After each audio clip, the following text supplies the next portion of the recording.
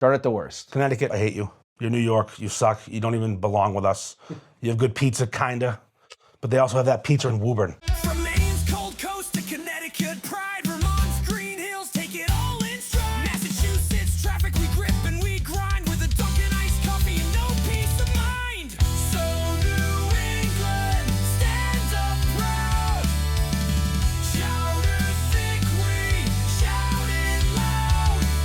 From Fenway Chance to Rhode Island tide, New Hampshire's cry, live free or die. So New England with Ian Brownhill. Good friggin' morning from New England, folks. Welcome back to episode 78 of the So New England podcast. I'm your host, Ian Brownhill, joined by my co-host, Robert Travisano, all things life's bet in New England, Vinny G behind the lens. We have been on a little bit of a hiatus. We recorded about 6 or 7 episodes ahead of time, so we went through Christmas, the New Year's, all of January, and the painful Patriots Super Bowl loss last Sunday without recording a new episode. So here we are. I got a haircut and shaved and grew it all back in time before even recording the next episode. We also need to preface this early and let you guys know we did have a bit of some technical difficulties with this episode. So we have no microphones, we have no headsets. We are going full guerrilla mode with this episode. So I have the fullest faith in our boy Vincenzo to take care of the audio here. But in case it sounds a little bit odd, you guys know. And our guest is going to want to strangle us, I'm sure, for this, but but we are very excited. So, RJ, tell us who our first episode of 2026 is. After 70 plus episodes and countless talks of roast beef and hot wieners, we finally have a guest who can truly shed some light on how lucky we are to have such amazing cuisine. We all love to brag about the finer things, but nothing slaps like a delicious, well-made roast beef Sammy.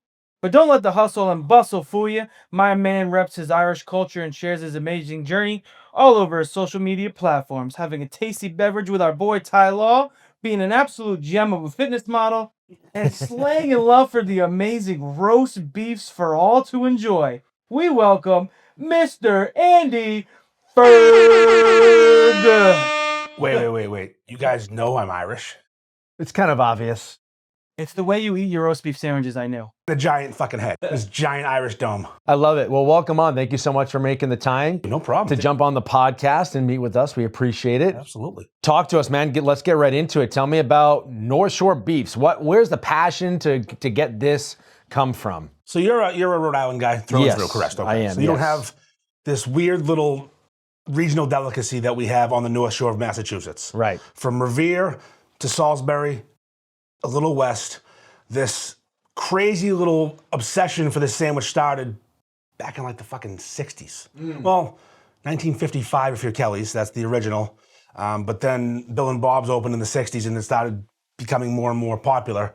And then shops started popping up everywhere. And it's just a warm roast beef sandwich on a toasted bun.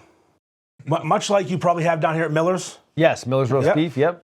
But at one point, someone from Bill and Bob's decided that it needed barbecue sauce. And they started putting this James River barbecue sauce on the sandwich. And it blew up. And now there's shops everywhere along the North Shore. As far west as San Diego. There's people in Florida making them. A guy in South Carolina makes them at his restaurant. There's 197 places right now you can get a North Shore style roast beef in this country. That's actually great. I didn't know that it was that large. Yeah. We've had a guy from the North Shore in Tasmania, Australia, who's a chef, made his own version. He couldn't get the barbecue sauce because he's in fucking Tasmania. Yeah. But he made a version of James River and served a 3-way as a special in Tasmania. No shit. It's so fucking crazy. Awesome. And what exactly makes it a North Shore roast beef sandwich? Like what specifically? Is there a certain bun? Is there a certain stack? I know that this is gonna be a passionate subject. So like walk me through what the process is for you, where it's like, this is how you know that this roast beef sandwich is a North Shore beef specific roast beef sandwich. Not like a Waltz roast beef. No disrespect, but Sure, it's a they're different not sandwich. they're not doing it the same. So if you can walk at a place and you can say the phrase, give me a super 3-way, and they know what you're talking about, and they do it correctly, which is basically warm roast beef, cheese, mayonnaise, James River barbecue sauce on an onion roll. Specifically the James Those River. 4 things have to be correct. It can't be deli roast beef. You can't take boar's head and warm it up. It has to be house roasted in the building by a Greek guy, probably. And it has to be served a certain way by a certain thing with a certain roll and a certain sauce. And you can make the sandwich anywhere as long as you're following those 4 things. Cold deli roast beef with James River can go fuck itself. It's not a North Shore beef. It has to be warm, house roasted. You don't have to have it on an onion roll. It has to be an option. You don't even have to have James River. You can get whatever the fuck you want on it, but you have to be able to say Super 3-Way and have it come out proper. And if they can pull it off, no matter what, they're a North Shore beef shop, and your topping can be what you want, and I'll make fun of you for them.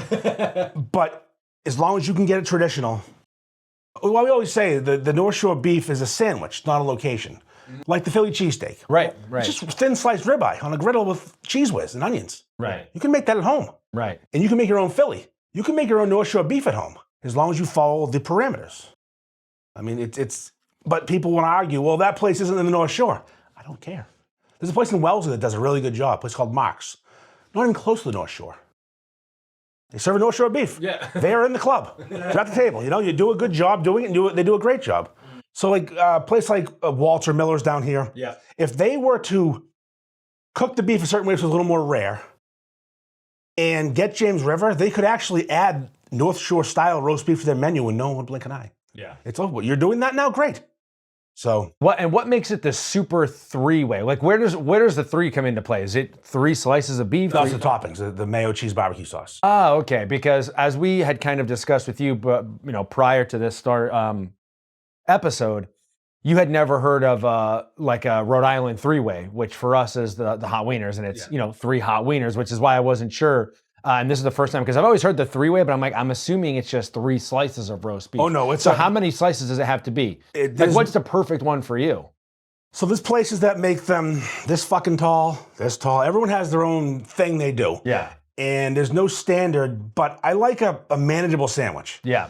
I work for a living. I don't eat sandwiches for a living. I know people think I do. Yeah. But I do actual work for a living. Yeah. It's a misconception because I do separate real life from this fantasy of eating sandwiches and that being my life. So like I go to work and I can't eat a fucking monster beef from Londy's that's gonna put me in a coma. So I like to get a manageable beef, I get my hands around, have a good, I grew up in Peabody near an iconic spot called Land and Sea. Mm-hmm. And they were the standard for a long time, along with Bill and Bob's and Kelly's, the old school spots.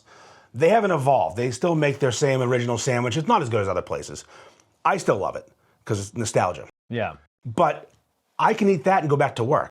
Yeah. If I go to Londy's in Peabody or Anthony's in Reading, the day's over. I'm not going to finish it or I'm going to bed. Yeah. So it's basically like I think the standard would be 6 ounces for a junior, 8 for a regular, 10 for a super. But damn, some of these places are going 10 junior, 12, 14 to 16. It's a lot. And when you add the sauce, the mayo, the bun, and all that stuff, like we had a guy who was awesome. He was this beef scientist. He would get it to go out to his truck. He'd be wearing these like clip-on sunglasses over his glasses. He'd flip them off.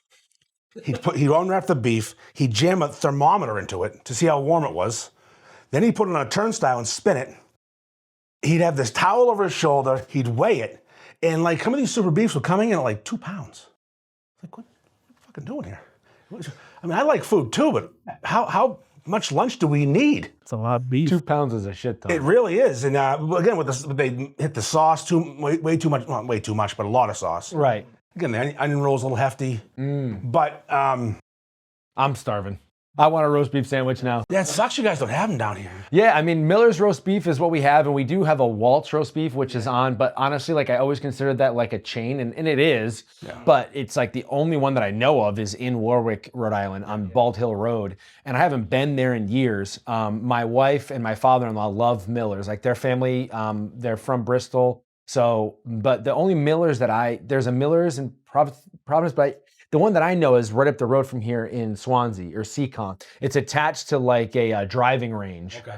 It might actually be like Attleboro now that I think about it, not Swansea or Seacon. And Miller's is really good, but I've just like, I don't know, I never really grew up eating them. So like, I just considered, I'm getting like a roast beef sandwich. I never treated it or enjoyed it as a delicacy, the way that, you've created this online social presence with. So When I grew up, it was what you said, a roast beef sandwich. right. So what happened was 2018, I'm dicking around online, arguing roast beef sandwiches with my friends. And it became this big thing. This place is better. Just back and forth, we're all arguing. And then Facebook, yes. of course, yes. My regular Facebook page, no group, nothing, just me talking to friends. And then someone would pop in from Wakefield. What about Billy's? yeah, Billy's sucks. We're going back and forth. And my mother, of course, it's Facebook. she calls me out and she goes, I'm sick of seeing roast beef talk. I'm stuck down in Florida. Do it somewhere else. I'm like, where should I do it? Yeah. It's on Facebook. And around that time, there was this North Shore food dickhead who was caught scamming some restaurants. And I was one of the people who noticed it early, and I called him out on it. And a bunch of people did. And then he kicked me out of his little club to be his group that were promoting restaurants. He had this huge following promoting restaurants, and turned out he was taking kickbacks and whatever, a bunch of stuff. It's called North Shore Eats. I thought it'd be funny to start a roast beef sandwich page because my mom wanted me to stop talking on Facebook and call it North Shore Beefs because it sounded like his page. Gotcha. Okay. So it's a spite group. okay. So I start this group. Very New England, by the way. I love that for you. That's course. why we have the podcast so New England. It's like, I made a page just in spite of this bastard. Yeah. And I'm not expecting anything to happen. Me and my friends will talk roast beef sandwiches. Yeah. Then hit the start group button, while I was literally taking a shit. I was on the toilet in my wife's uncle's house in Maine. I was the first one up. I'm like, start a group. I start inviting people, and it starts to get big quick. I'm like, what the fuck's going on here?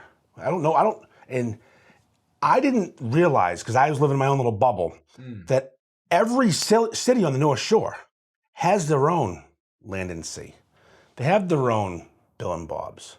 Now, I grew up eating Bill and Bob's and Land and Sea and these places and Londi's, because people didn't used to travel for the sandwich. They went where they were. If you lived in Beverly, you went to Nick's Roast Beef. Right. And if you lived in Wakefield, you went to Billy's Roast Beef. Right. Fun fact, they're brothers, which is just a whole family tree. It's crazy, I'll tell you. Oh, my gosh. So they were all Greek. Now it's a lot of Albanians, Egyptians, Indians. It's a very mixed culture now, but in the beginning it was all Greeks. Gotcha, okay. And there's a reason for it, I will tell you. So it turned out everyone I knew had this passion, and everyone they knew had this passion. So it went from 10 members to 1,000 in 3 days. Then Danielle Murr, who's on EEI, WEI. Yeah, WEI, yeah. Yes. She's a Swampscott girl. Swampscott has their own place, but Portnoy's town. Yeah. He's a big beef guy. He doesn't know what the fuck he's talking about anymore because he's been out of touch for too long, but Yeah. he still does the reviews. Yeah. She got invited to the group. She's on AAF at the time. Suddenly I'm getting reached out to by the radio station I grew up listening to talk about roast beefs. I started in November. This is January of 3 months later, and I'm about to go on the radio for the first time in my life, bringing roast beef sandwiches in that I had delivered to me the night before from 5 different places that I reassembled at 4 a.m. to drive into Brighton to give them sandwiches. After that appearance, the group exploded. Love it. That's so cool. And what happened was, though, the group got big, and it's a review group. The point of the group is the Facebook group is pure. Instagram is my playground. I fuck around and have a blast. Yeah. The Facebook group is just for reviews. Okay. And I created this language with abbreviations and acronyms in order to review a beef, so you're not writing all these different things. It's like a shorthand. I'm a control freak. I thought it'd be funny to make people do it a certain way. Fast forward 7 years later, every single review has all this shorthand for things like B2B, beef to bun ratio. COTB, cheese in the bottom, because that's important for the structure. And we have, my favorite one is WAGL. It's a wicked, angry Greek lady. Because a lot of shops growing up had one. Yeah. Because the owner's wife was usually a fucking bitch. I can't help that. It's true. She was always grumpy and Yeah. So it exploded. Now the Facebook group, if I wasn't gruff and if the group wasn't full of North Shore trash in the best way, like the nicest way possible, the North Shore trash, that we're just pricks. Yeah.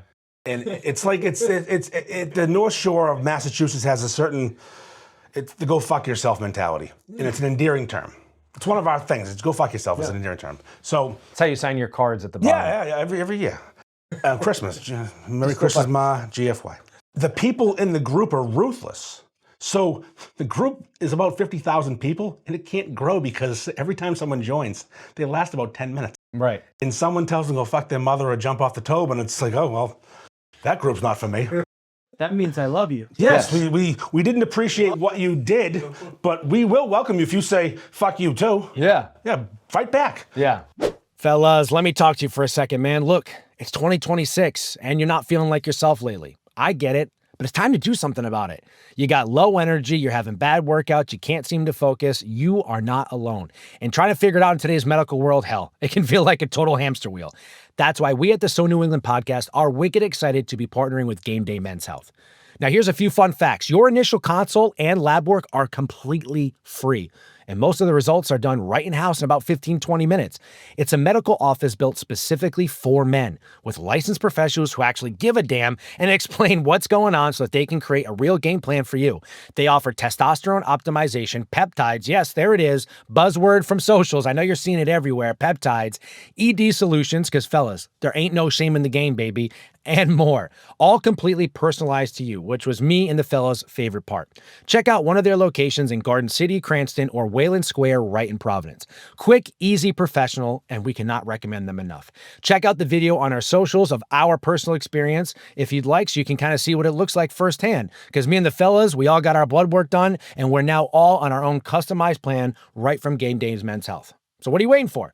Take control of your health today, boys. GameDayMen'sHealth.com and book your appointment today. Yeah, so the sandwich is judged by this group of psychopaths. And the shop started noticing that if I do this a certain way, I'll get a higher score, I'll get busy. Lonnie's and Peabody being the best example.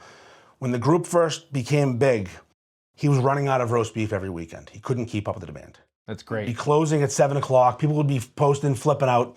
He'd make more. He'd run it again. He's still there doing thousands of sandwiches, more than anybody by far. And they started being held to the standard, and everyone wants to be liked. And then this passion for the sandwich is so crazy that if you want to be part of the club where you get reviewed and reviewed often and well, you got to do something. You got to get your name out there. So these shops reach out to me asking for help. How do I get great? I'm like, I can teach you, but that's not free. Yeah. You want me to teach you how to do this? I mean, you own the shop. Yeah. I just eat these things. Yeah. But it just exploded from the group, and the sandwich has evolved in the last 6 or 7 years because of all the feedback. Everyone would say what they like or don't like and give it a numerical score. So if you want to be getting 9s, fix it, figure it out. Yeah. If a good example is a couple of years ago, maybe a year and a half ago, I went to a place in Middleton, a new shop just opened up. I love trying the new ones and seeing what's up. I roll in, I try to be incognito as much as I can because I know sometimes this is hard to miss, this giant fucking dome. It's the great hair you have. Yeah, the hair is tremendous. Thank you for noticing. You have great hair. Thank you. So I just walk in, it's an Indian-owned shop. It's called Summit's Place in Middleton. And they're very nice, very polite. And I'm like, okay, give me a sandwich. I take it to go. I'm going to go outside and eat it. I take one bite and it's fucking gross. I don't know what the fuck they did to it. It was disgusting. It was chewy. It was probably cut like the wrong direction. If you cut meat wrong. If you go against the grain, yeah. You're not supposed to go with the grain. You're supposed to go against. Yes. I learned that with steaks. Yep. And Fun fact. Corned beef is very important. Corned beef too. Big Irish. Yeah. So I threw it in the trash. And I went online and I wrote my review. I'm honest. Yeah. I don't lie. I gave it like a fucking 0.3. I said the bun was decent. Terrible. A year later, they decided to reach out to me. Andy, how do we fix it? Okay, I'll come in. Yeah. So I go in there, and there's like 6 or 7 of them working. The owners, both the owners and the employees. And I go, just serve me what you have. They said they've improved. I said, okay, just serve me what you make. I don't want no special. No, don't make it too big. Don't make it. Just make what you make, people. Right. So I can properly criticize it. That way I can tell you what's what. And they're all watching me eat. It's the most awkward fucking thing in my life. I'm just sitting at a table by myself at this little sub shop in Middleton. I got 7 people just like this. I take a bite, take a couple bites, and I give some constructive criticism. They made a huge improvement. I give some notes. I'm like, yeah, this, whatever. A little more beef, a little more sauce, toast the bun a little more, maybe a little more mayo. They went from trash beef a year ago to now one of the highest rated shops. Just by the most important thing, giving a fuck. Right.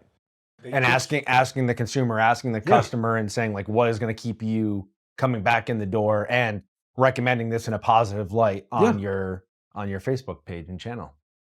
I appreciate that. I think that's something a lot of people have a lot of pride in. They feel like when they own or when they start something and they own it, they feel like they can't take a couple steps back to say, you know what, how do I improve? Right, they're the experts. They don't want like the feedback And from like, what does the customer know about, you know, making and like, beef? don't It's get me wrong, a but lot. some of the greatest places out there are the most humble. Yeah. They just want to know because like chances are you got a bad sandwich. Maybe could have just been sitting around for a while. Maybe they threw it together. Maybe that.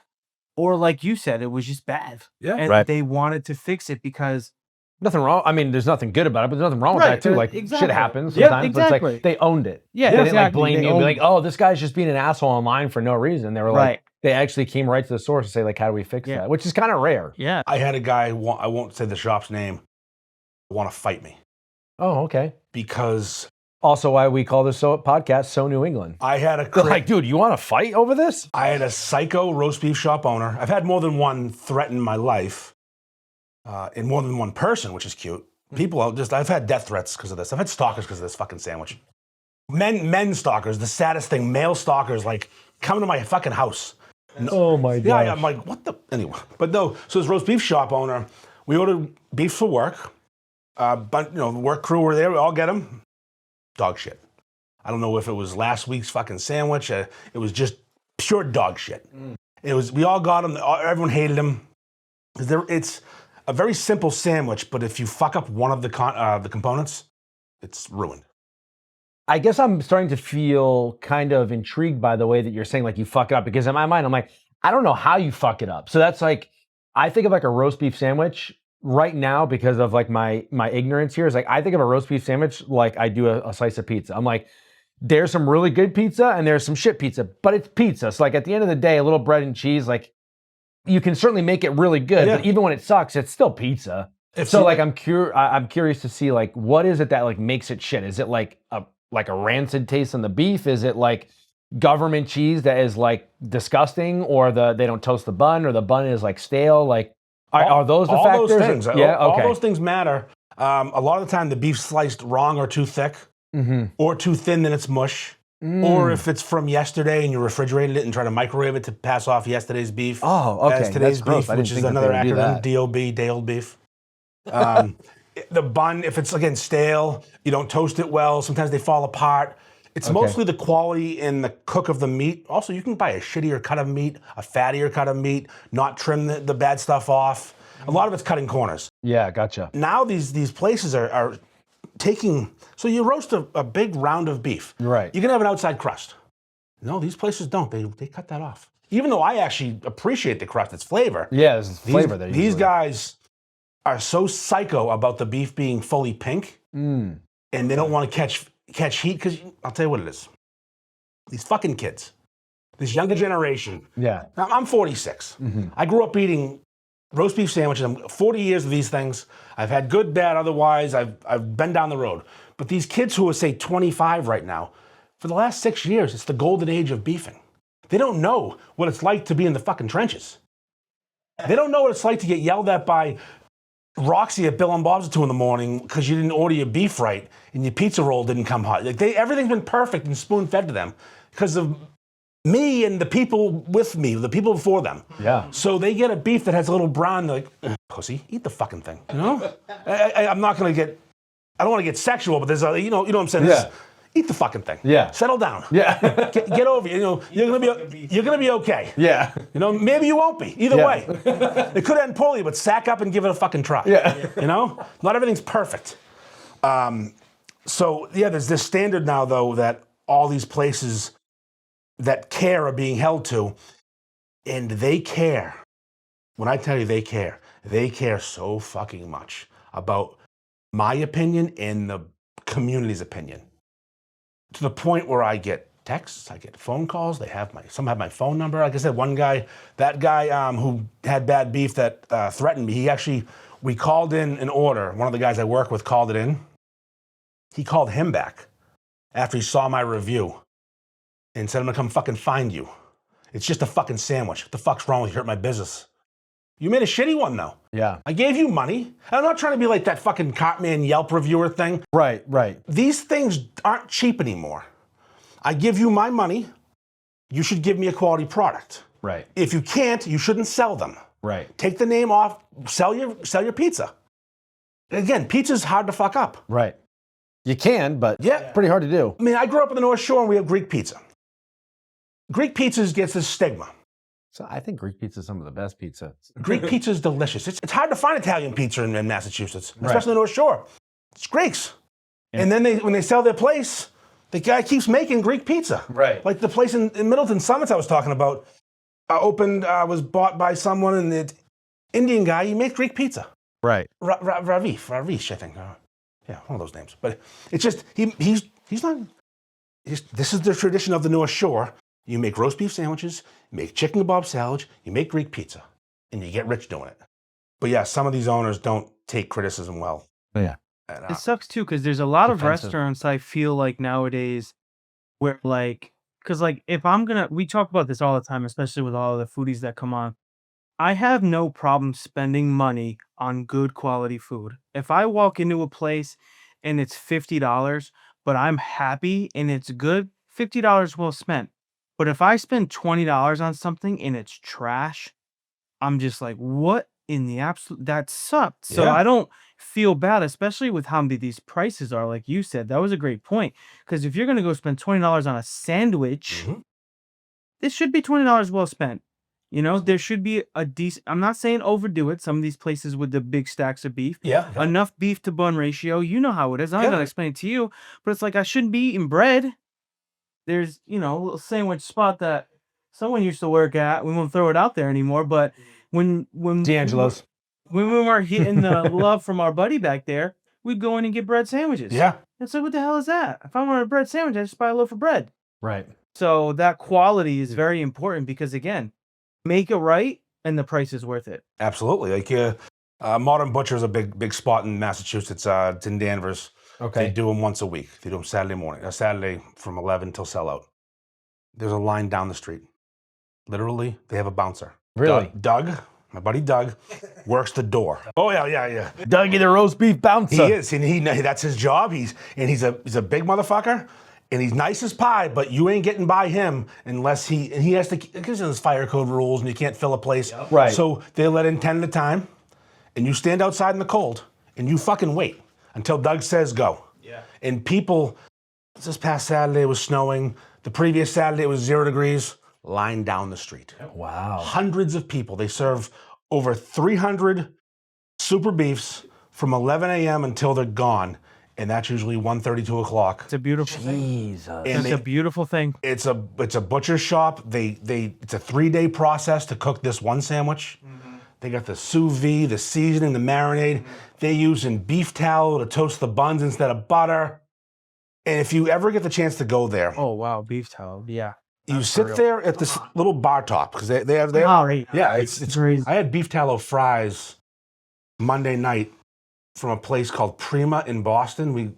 Prima, yeah, I've heard of that. They Yep. do my wife's gluten free. Okay, Not gotcha. by choice. She's got the fucking celiac. It's Yeah. terrible. Vin's wife too. She's gluten free, and then my wife is gluten free by choice. She doesn't have celiac, but she has an allergy to Yeah, it. okay, yeah. So that's still. Yeah. It bothers her stomach. Yeah. So Prima does. You should know this. Gluten free Mondays. Gluten free Mondays at Prima. Okay. So we made reservations. We went Monday night, and everything, whole menu, gluten free.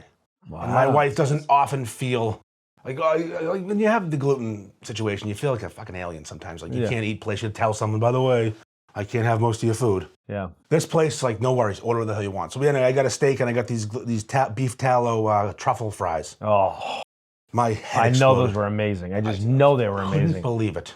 The steak was ridiculous. But anyways, yeah, I digress. Anyways, they do beef tallow buns at Modern Butcher. And if you're sitting at this little bar top, and they have an awesome beer selection of like local and not local, like really hard to find craft beers. Sitting there, you got your Trillium in front of you, and you're looking right in front of you. And to your left is Warren, one of the owners, and he's on a manual slicer. Most places have this machine just going. No, he's manual.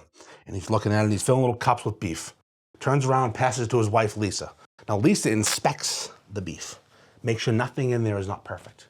That's why it takes an hour in line to get this sandwich. Then she's taking this beef, putting it on a perfectly griddled tallow bun with cheese in the bottom, takes a ladle of warm James River and nestles it in there, makes it beautiful, a little mayo on top, brings it out. It is the most beautiful sandwich you've ever seen in your life. Sounds like a picture-worthy moment. Wow.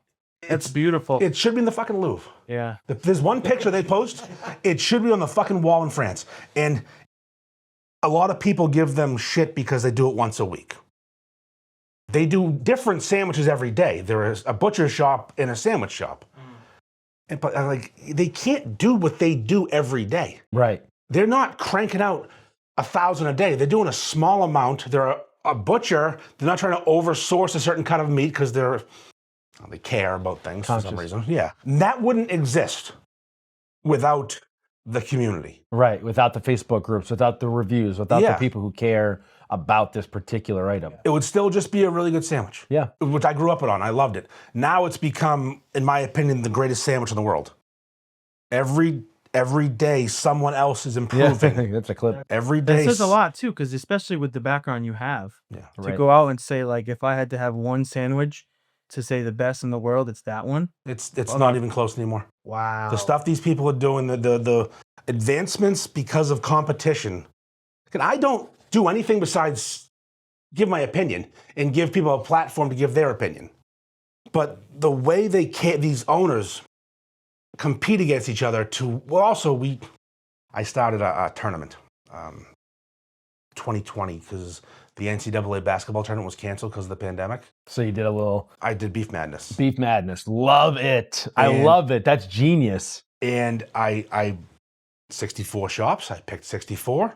I ranked them 1 through 16. And they gave them regions. I did the whole thing. I couldn't work. I was just sitting around doing nothing. I made this whole tournament, and I did one-on-one heads-up competitions, 16 versus 1, 15 versus 2, and went through the whole bracket. It was manual voting on Facebook, like the picture of the shop you want to advance. It's a pain in the ass. And it turned out they cared so much, they started cheating. They'd invite their friends who weren't in the group to vote. And it became this huge deal. Now there's accusations, there's hatred. I can't wait. March is right on the corner. We do it every year. Yeah. And there's people who think that someone's stuffing the ballot against them, for them, voting for someone else to eliminate me. It's the funniest It's the passion. I love it. New Englanders are very, very passionate. And I think the part that's always so comical is that although New England as a region, I mean, it's 6 states, it's massive. We take up the entire Northeast for the most part. And we got a lot of Canadians in the Maine, Vermont area. And of course, a lot of New Englanders that spill over. That's where the Irish came from France and stuff. It's like, but as a whole, the footprint that we have is so vast and wide, yet we have these tight little communities where we have a main street in every town. Yep. We have a roast beef shop in every town. And we're just so passionate about like these tiny, minuscule things that in the grand scheme of like existence and life are just not important. But it's like, to us in our little town, like we grew up, obviously Rhode Island, the smallest state of all of them. But I always kind of butcher this, but we've got like 50 something towns in this little state. Wow. It's like, it's so unnecessary.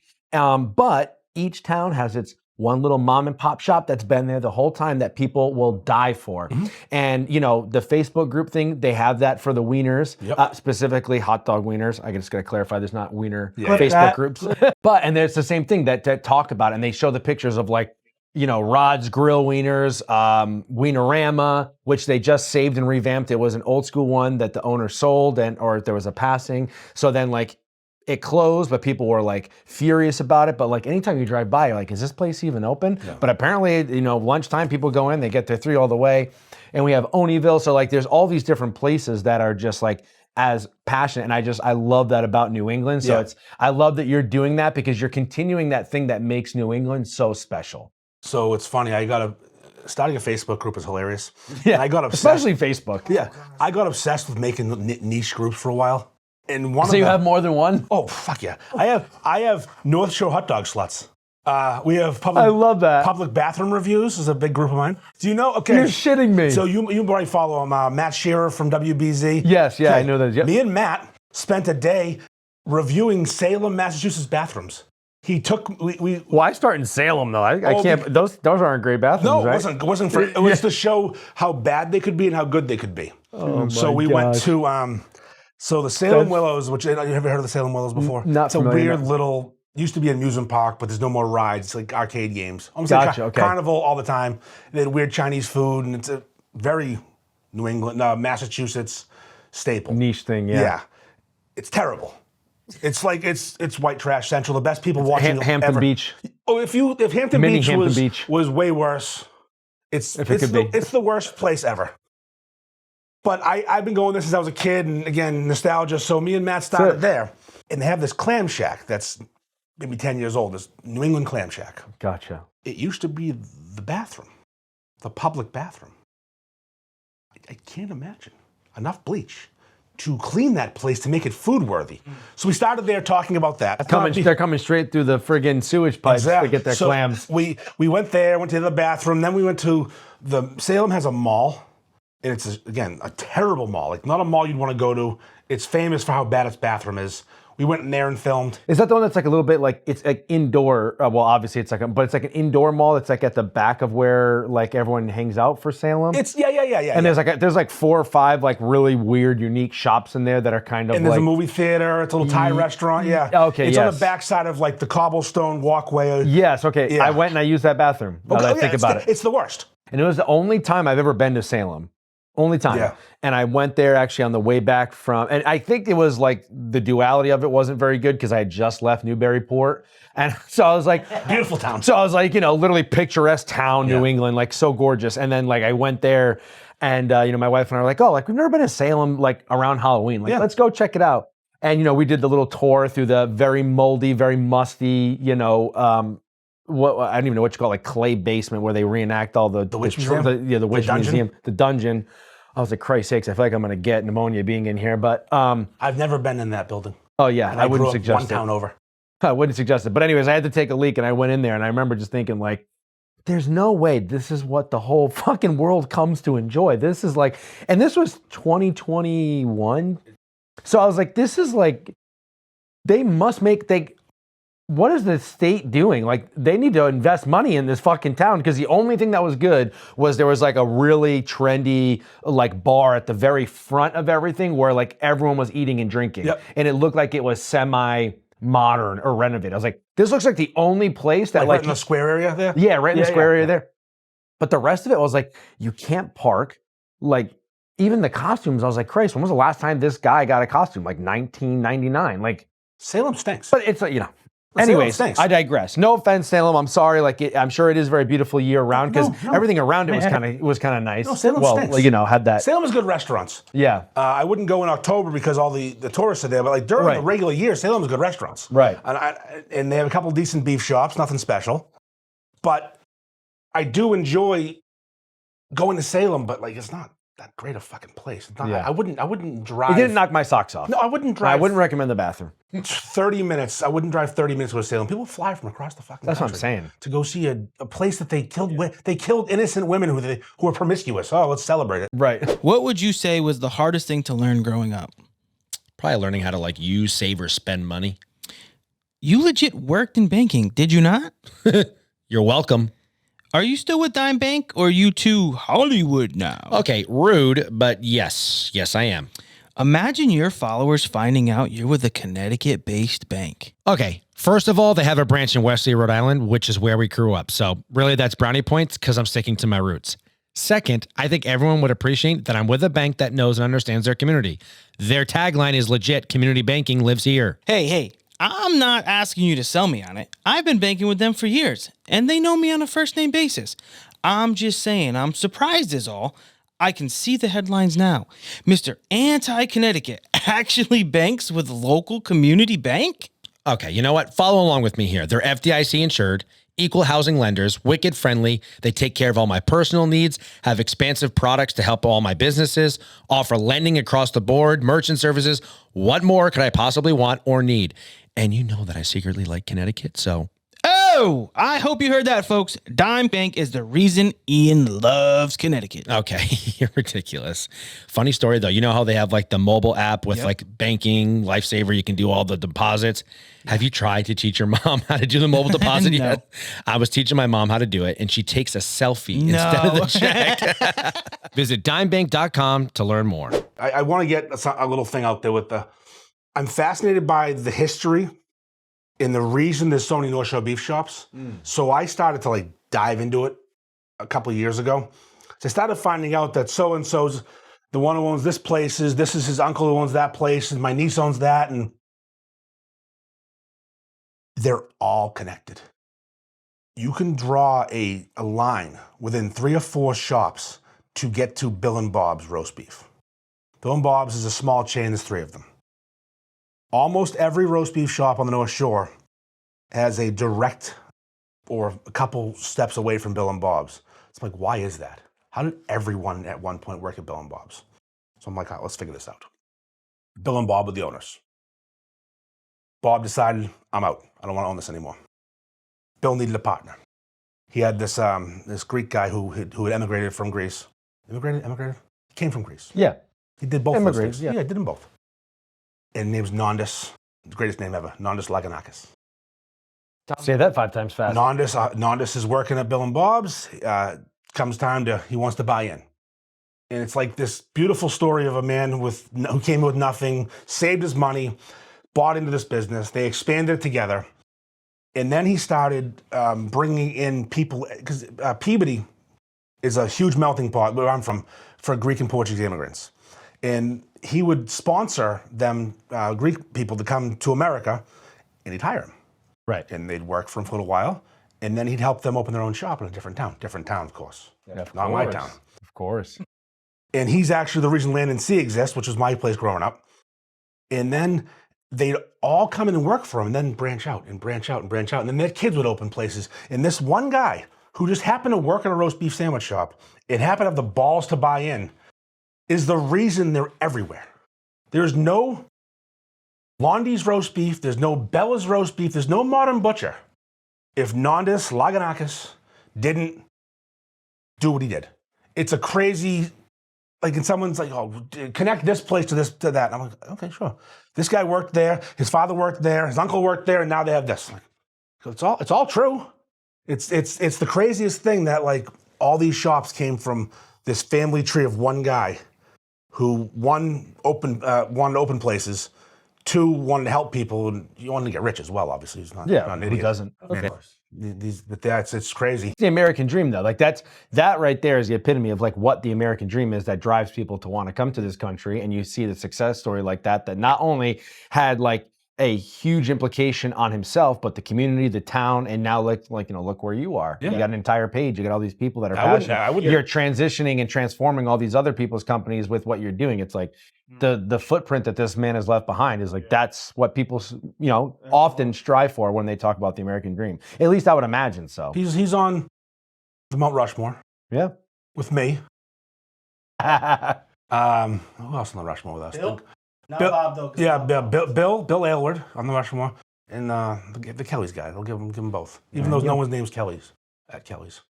But that place is that's in trouble. Sounds cool too, because from that guy's perspective, kind of like everybody gets a seat at the table. Yeah. Like, yeah, you have to do to the next town over, but at the same time, one of the coolest things I ever listened to was one of those food truck wars where the guy helped another guy out. And he was like, listen, man, if your food's good, if your service is good, you're going to make money over here. We can all eat. We can all prosper from this. I don't need to hide like being a humble, nice person. And that's what it sounds like he did. And I think that goes back to the true American dream, because you look back at history, I think a lot more people in the early times were much more helpful of like doing stuff for other people. Yeah. And I feel like we've gotten away from that a little bit. Oh, yeah. With the exception of like some people in New England are still kind of like that. Like they'll say something to you, but they're going to help you fix your tire. Or Yeah. Why the fuck are you there? You all right? So the big question I have for you then, before we get into the So New England segment here, is why the cheese on the bottom of the roast beef? You're passionate about that. Yeah, no, it's very important. It's not just cheese on the bottom; it's other things on top. So if you put mayo on the bottom with the cheese, you defeated the purpose. All right, so you take a freshly griddled bun that's still warm from the griddle. Take a piece of cheese that should be at least room temperature, not cold from the fridge. And if you want to warm it up, that's cool too. Slap it right in that warm bun. Then take the warm roast beef right on that. That creates a glue for the sandwich. Now the bottom bun is glued to the beef and the cheese is glued to the beef and the bun. On top goes the ladle of barbecue sauce and you mayo the top bun. When you hold it, it stays together because the down pressure and gravity and the structure of it, it's engineering. If you put the cheese on top and then the toppings on top, the mayo and the cheese mix together and becomes a slippery, fall apart sandwich.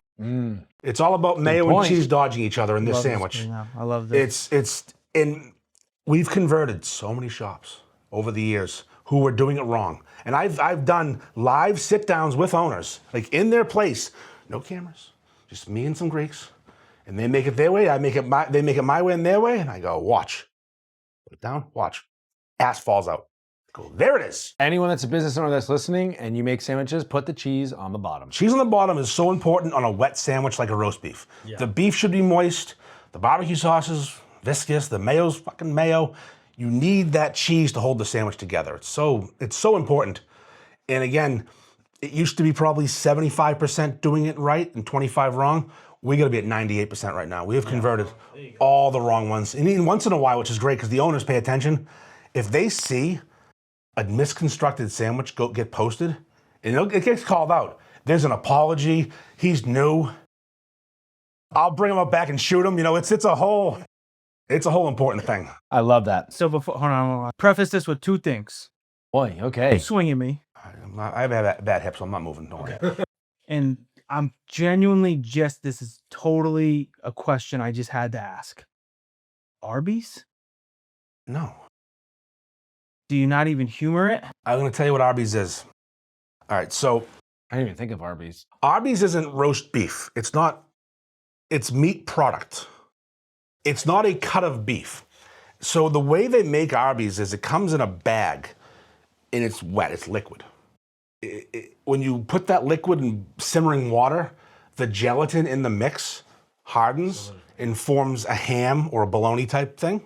But even bologna and ham are real meat. Like it's something like that. So now you get this gray perforated meat goo, that once you do all the things to it, you can slice it thin and make it look like roast beef.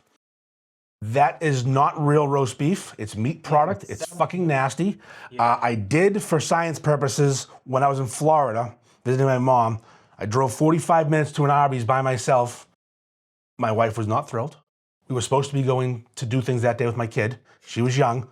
I'm 45 minutes away at an Arby's drive-thru making Facebook videos. That's it. Got to prove a point. And I took a bite. I got the beef and cheddar with the horsey and the sauce, the whole thing, and I went, the texture was so fucking nasty. I don't know how these people, these fucking Floridians and Southerners and these tasteless pieces of shit can eat that. I mean, I know it's McDonald's and all these places are similar, but McDonald's looks like a cheeseburger. Yeah.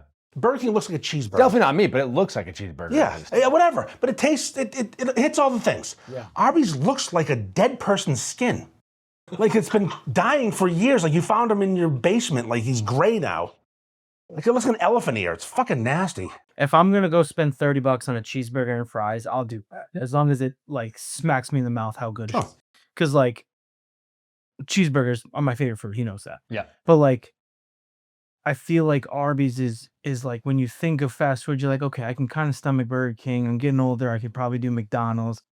I don't think I've ever had it in me to be like, Arby's sounds delicious right now. Are there Arby's around here?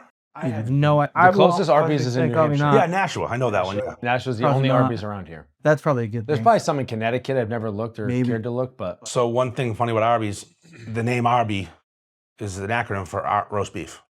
It's Arby. Oh. They spelled it out to make it Arby's, but it's Arby.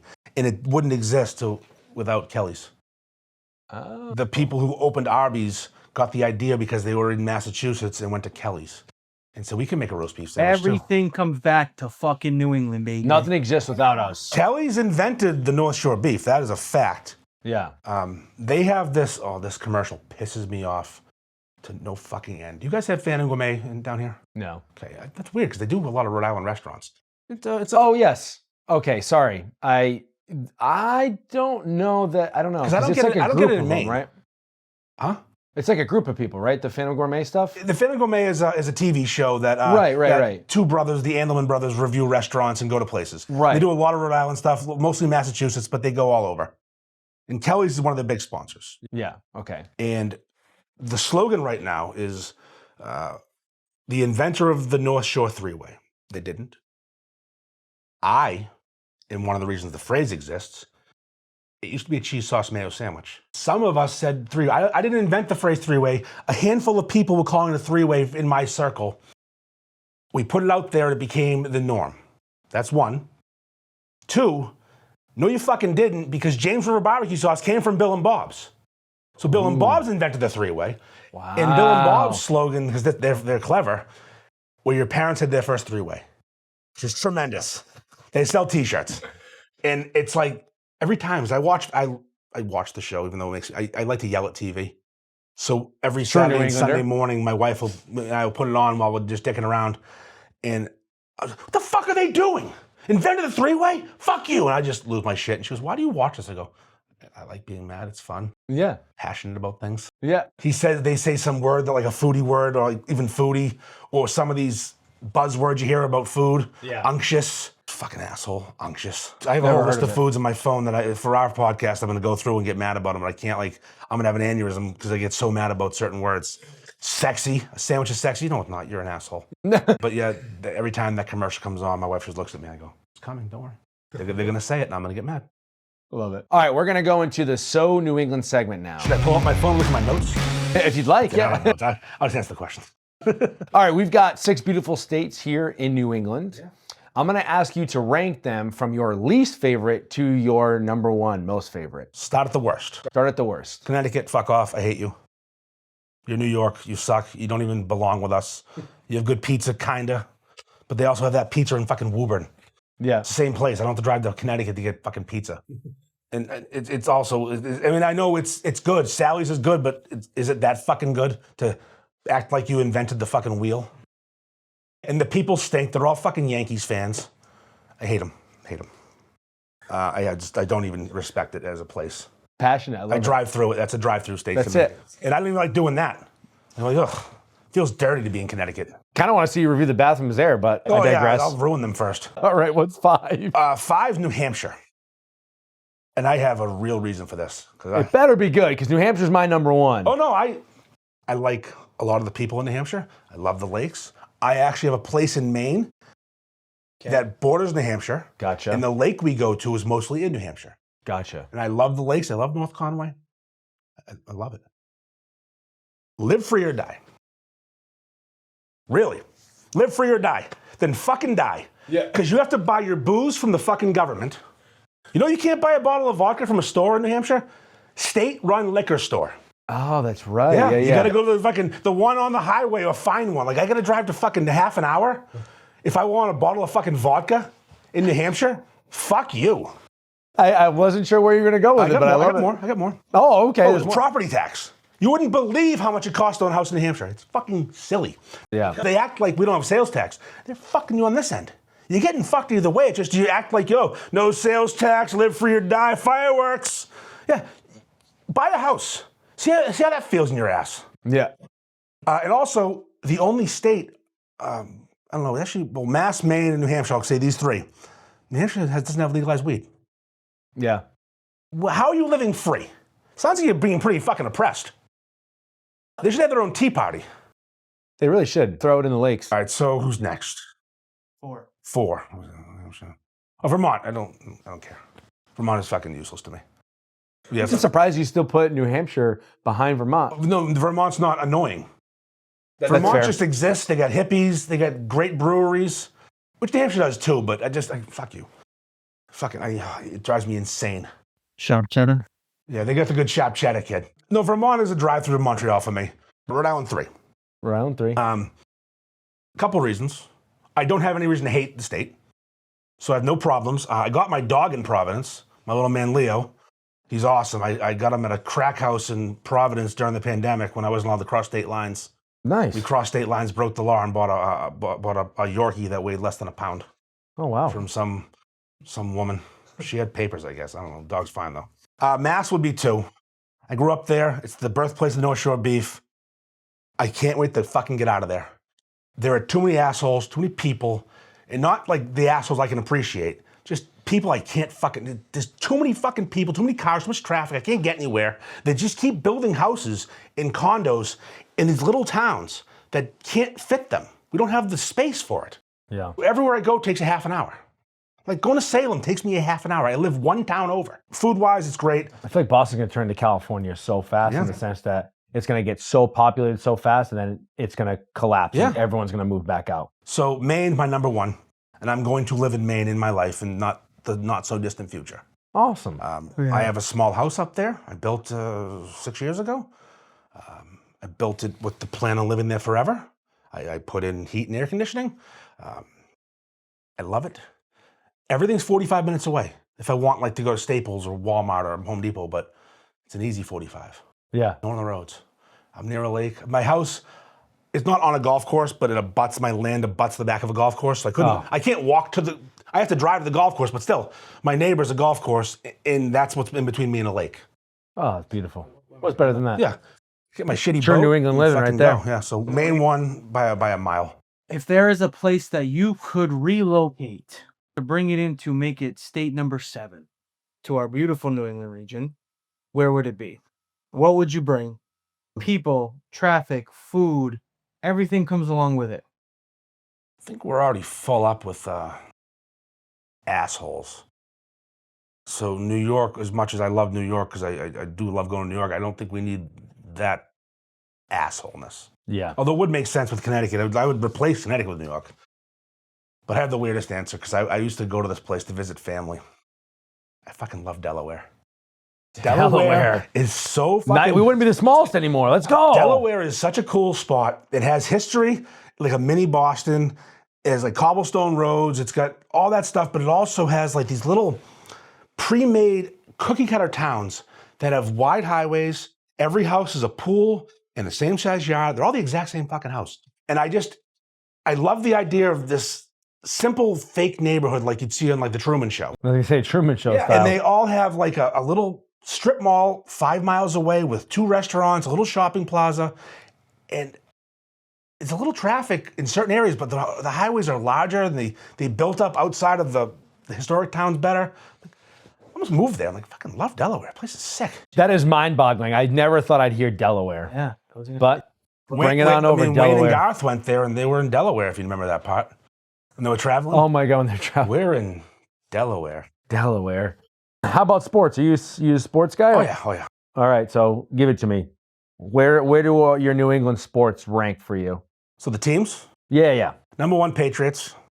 Didn't used to be that way. I was a huge Red Sox guy growing up, but they piss me off so much. Oh.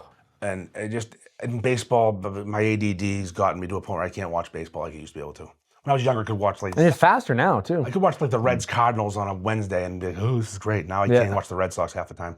But it's Red Sox, Patriots, next price Celtics, then Red Sox, then Bruins. Gotcha. We always throw in the Revs, too. Not sure if you're a soccer guy. Yeah, but no. I did, although I did during my... They're opening up their in new Everett, stadium in Everett. Apparently the bar you recommended was a Liverpool bar. Oh, that's right. And a game was on live. They took that shit serious. Yeah. I didn't realize those Soccer bells fans being are for rung and real. shit. It was a cool They don't spot. mess Actually, around. it was cool being around that because I've never been to a bar that's It's a great atmosphere. paying attention to soccer. Yeah, we have Especially a when you got big soccer base here in Rhode Island. We have our own football club too, Rhode Island FC. Built the whole stadium over here in Pawtucket, and it's actually a really nice stadium, and they have a lot of really good people, and the turnouts there are pretty good, and they're competitive, man. They won. They made it to the finals 2 years in a row now. What's that for like a league? Not MLS. No, it's like kind of like I don't know. Actually, don't know what the division I think is. it's off them. But Yeah. it's like The minors, it is, I guess. it's like the Paw Sox Paw used to be. Sox. Yeah. Gotcha. So, but it's very cool. All right. I see it. Patriots. What is your favorite, or what do you feel like is the best Boston, New England-based movie? I'm gonna go with watchability, which is a friend of mine's theory. Because there's movies I've seen once that are great, but I'm never gonna watch again. I can watch The Departed every fucking day of my life and never get sick of it. It's just, and I know people make fun of the accent, and even the guys from here fuck it up, but it's fun. Yeah. And I like Alec Baldwin in that movie yelling, fucking Patriot Act. Yeah, that is a good one. The there was I reposted a meme and it was when when they finally got Damon and he's just like beat up and bloody, he's got his handcuffs, and it was like, the Patriots walking out of like work today, and I was like, yeah, fuck, man, it sucks. Patriots fucking hate sucks so bad when we lose. Yeah, it's the worst. But I also like it does like it more sucks than it hurts. Like when we lost to the Eagles, that hurt me. But when we lost here, I was like, it just sucks because it was like I was riding the high of like we're so much better than we should be. Are we about to miraculously pull this shit off? And all of us willingly say like, we're not this good to win a fucking Super Bowl, but like this is fun. Like we could do it with literally one name brand guy in Stephon Diggs. And like even then, he didn't he had a few good games, but not like a upper echelon like wide receiver season before he got his ACL injury back last season. So it was like but it was great. So but it just sucks because you're like, oh man, I didn't want to get abused, and it was also a shitty Super Bowl overall. Like when that game started and we deferred the coin toss, and which I love. I'm a big defer guy. That was the thing I screamed the most about. I was pumped. They're so happy. So the first play from scrimmage, and the running back Kenneth Walker takes the ball, starts in the middle, bounces outside, and gets like 11 yards. And the way it happened, I went, "We're fucked." Yeah, he couldn't be tackled. Right. I'm like, I've never seen a guy like he was like made of rubber. Like, he bounced off him. The only guy that could tackle him was that safety Woodson. Yeah. Because he was a missile. Woodson played his heart out, man. He played a really good game. Him and Gonzalez were fucking phenomenal. The good thing is I think there's a lot of upside potential. For the team in A general, lot of our studs played really well as far as like first season goes. The game was rough. I think everybody out-coached, out-played, out-schemed, out everything. Yeah. But for the future, because like you made a good point, and I've said this to a few people over the last couple of days, you were kind of worried about Drake and his confidence. I'm more worried about Will. I think Drake's fine. I think Drake still got 2 or 3 more years where he's king of New England and Michael is the queen of the North. Like, he can have a subpar season, and I think he's fine. He's not going to get, but like that night, yesterday and today, Will not answer. AI, the tweets, the social media is abusing. If he could have seen my Facebook, he would not enjoy it. Yeah.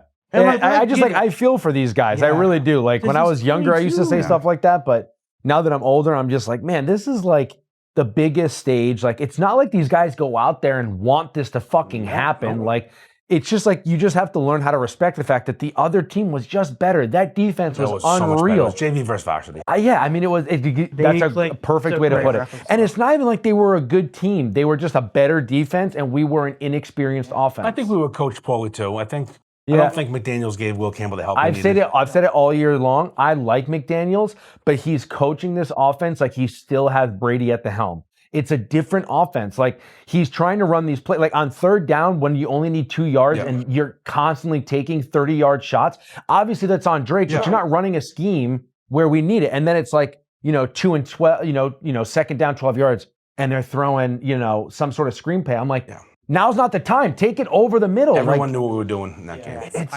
predictable. 2nd and 1, 2nd and 2, 2nd and 3. I wouldn't be. Anytime you like have Josh that, Brett. I'm all for like, hey, just get a quick first down. There's nothing wrong with the shot there, especially 2nd and 1, because you can't tell me you're not going to run Mondre 3 times to get a first down. Well, so he wasn't even in the fucking game. I don't know. So I'm watching. Say it's a 3rd and 2. You got that? I forget the defensive end for Seattle's name, but he was in there the whole time. Will something, I think. Yeah, he was phenomenal. So he's 5 yards off the line. He's coming. It's happening. Right. Will Campbell can't stop him. There's nothing he can do about it. He's not skilled enough or big enough or strong enough or healthy enough. Right. Why don't you just bring over like a third tight end like Jack Westover, who wasn't a pass catcher, and just chip him, push him that way, and then give him the leverage, turn and peel, and just do this like the old flag football play when you have the center do a 3-yard turnaround as your own shit. They're not going to cover Jack fucking Westover. Right. I know you're taking out a weapon, but you need 3 yards. Right. And if they're rushing 4 and getting home, they can drop back 7. You're not going to get guys open down the middle or down the field. You need dink and dunk and trickery. Right. I'm bringing an extra guy in the block. And even then, they kept Henderson in, and they didn't have. He was useless. He can't block. Great pass catcher, fine, but like, he's not blocking. So you have to put Mondre in on Drake's weak side right now, and he just wasn't in. It was a bad I'm like, sign. I'd rather fucking chop block, but and like I anyways. the same thing. Like I think we were gonna win, yes, but in the back of my mind, I was like, that's a good fucking football team. He did what he needed to do. He was like Peyton Manning out there. Game manage it. I thought if we just rattled him, he'd make mistakes. He seemed He was fine. slippery. He was elusive. Always Yeah. the worst. But All right, anyway, so last question for you. Why don't you give us a ranking of the best roast beef sandwiches you've ever had and where they were from? Okay. Let's do top 3. Top 3, okay. Let's think about this real quick, because this is a real. I think I can do best 3 I've ever had. Okay, this is the one that's going right on the internet. that's fine. The modern. I've had a beef from the Modern Butcher that made me stop and think about my life. It didn't even make sense. I don't understand how something can taste so much better than other places who are making the same sandwich with the same ingredients. I don't get it. I'm Tom Hanks and Big. I don't get it. There's a place in Ipswich that's my personal favorite for working man's beef called Zeno's. 3 steps from Bill and Bob's. She's the niece of Nick and Billy from Nick's and Billy's, and they worked at Bill and Bob's. Wonderful place. She has, so the 3 ways, the common way to get it. And 3 ways of double entendre, as you're not stupid. Yep. So we started making I started having places make what I would call a 5-way. And it would be cheese sauce mayo, horseradish, and onion rings. And fresh horseradish, not the cream, because you already have the mayo. You don't need to add more fucking liquid. And the first place I got it at that did it the exact right way was this place, Zeno's. And instead of calling it a 5-way, I called it a gangbang. And the first one I had was, again, like smiling. It was like nothing I ever had like that. Yeah. And actually recently, and I wouldn't have said this 2 years ago, there's this little spot in Pepperell, Mass, which is nowhere near the North Shore. You got to drive through places like Dunstable. It's up like Nashua, New Hampshire, and Lowell. It's, as we say, off the beefing path. Off the beef. Dude from Peabody, met a girl, moved out there, started this pizza shop, C&S Pizza in Pepperell. Didn't do roast beef sandwiches or didn't do them well. I don't know if he did them. One day decided, I'm going to start making these and doing the fucking best ever. And he just started doing well, and people started driving out there. I'm like, this can't be fucking real. This weird little C&S Pizza in this strip mall in Pepperell. It's an hour from anywhere. And I walk in, and Bill Geekus from Peabody, he's like, telling me all his history, where he worked and who he knows, and his best friend, his dad's friend, and his dad and Nondis were best friends. I'm like, okay, all right. So I tried, it was awesome. And he's a really competitive guy, and he wants to do better and better and better. And we have an app, an actual North Shore Beefs app we had developed, and it's basically Yelp for beefs. It's Portnoy's Pizza app kind of thing, one bite. Yeah. And you can open it up and see what the nearest beef to you is, and you can review it.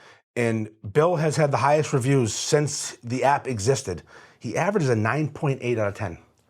And he gets a ton of reviews. So again, when I had my hip replaced, I was kind of laid up for a while, but I could drive. So I took a ride to Pepperell. And Bill comes, Bill's great, the nicest guy in the world. He comes and goes, what do you want today? I tell him I want a 4-way. And none of the horseradish because give me hot brand.